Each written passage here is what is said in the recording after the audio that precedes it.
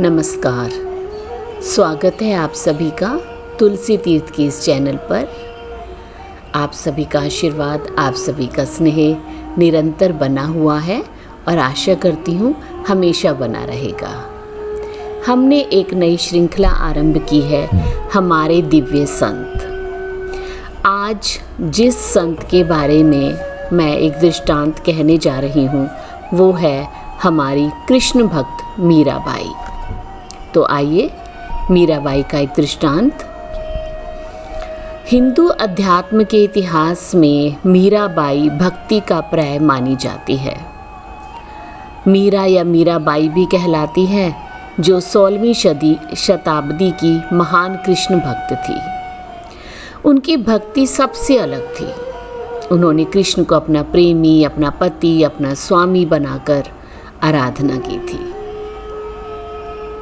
भक्ति काल के अपने समकालीन संतों से अलग मीराबाई का जन्म एक राजपूत घराने में हुआ।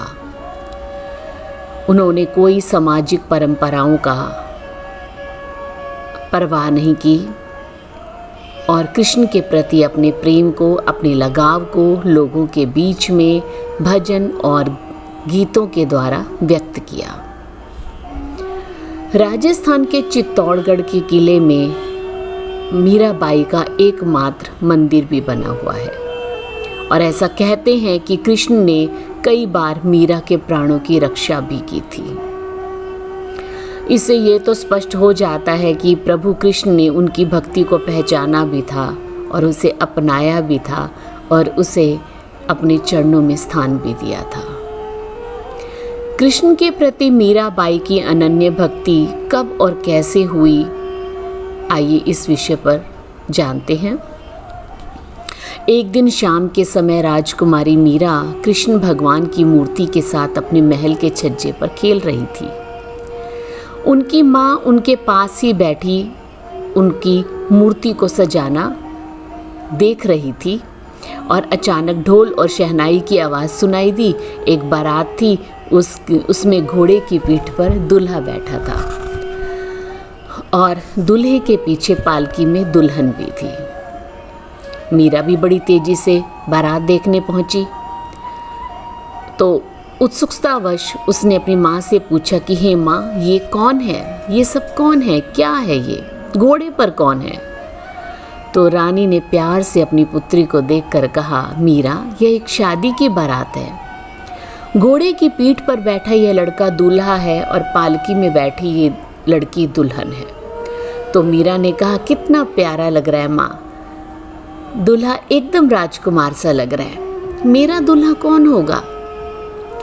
माँ मीरा के इस प्रश्न से विचलित नहीं हुई, ना ही क्रोधित हुई।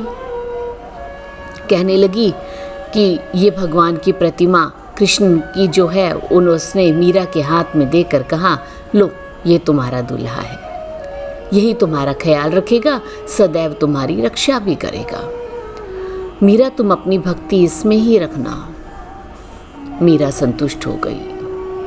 बस उसका आकर्षण कृष्ण के प्रति दिन प्रतिदिन बढ़ता चला गया। सारा समय प्रभु की अर्चना में ही व्यतीत होने लगा। राजस्थान के कृष्ण भक्त और हिंदू रहस्यवादी गायिका मीराबाई का बचपन इस प्रकार से बीता।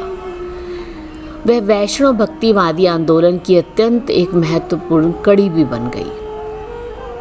कुछ वर्षों के बाद माता का देहांत हो गया, पिता भी परलोक सिधार गए।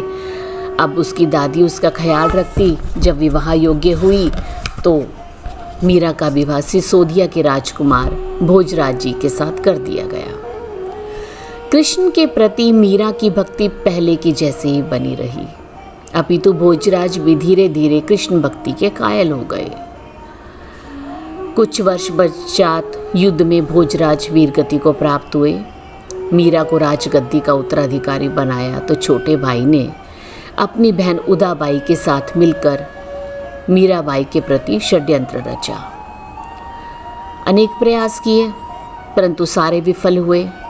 एक दिन उदाबाई भागती हुई अपने भाई से बोली, भाई मेरे पास एक बहुत अच्छी योजना है, अवश्य योजना ये सफल रहेगी। तो भाई ने कहा, बहन मैं वैसे भी बहुत परेशान हूँ, हर तुम्हारी योजना असफल ही रहती है और इस बार भी अगर असफल रही तो क्या गारंटी कि कभी वो सफल भी हो पाएगी। अच्छा सुनो तो सही, देखो मंदिर का पुजारी भोग के लिए आज मिठाई लाया है।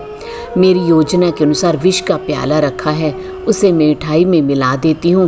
भोग को तो मेरा अस्वीकार नहीं कर पाएगी। इस प्रकार से हमारी योजना सफल हो जाएगी।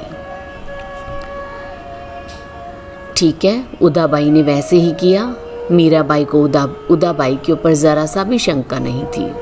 वो तो कृष्ण भगवान का प्रसाद पाकर बड़ी प्रसन्न थी। प्रभु का नाम जपते हुए जहरीला प्रसाद खा लिया। दोनों भाई बहन देखने लगी कि कब इसका अंत होगा, लेकिन मीरा पहले की तरह ही नाचती रही, कृष्ण के भजन गाती रही। जब पूरी तरह से पूजा में लीन थी तब कृष्ण ने उसके कानों में आकर कहा, मीरा यह स्थान तुम्हारे लिए उपयुक्त नहीं।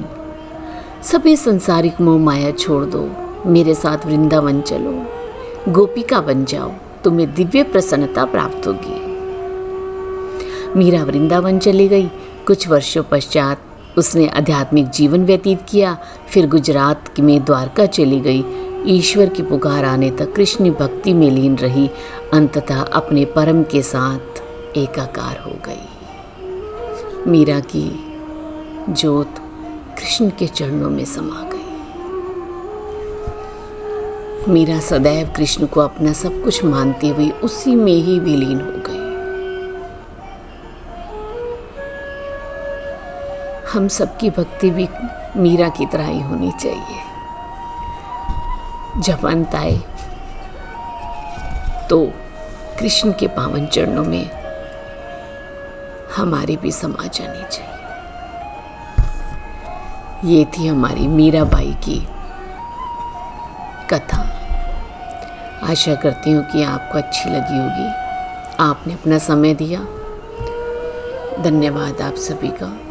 मिलते हैं एक और संत की कथा से जुड़ते हैं अगली कड़ी में। तब तक के लिए धन्यवाद, नमस्कार।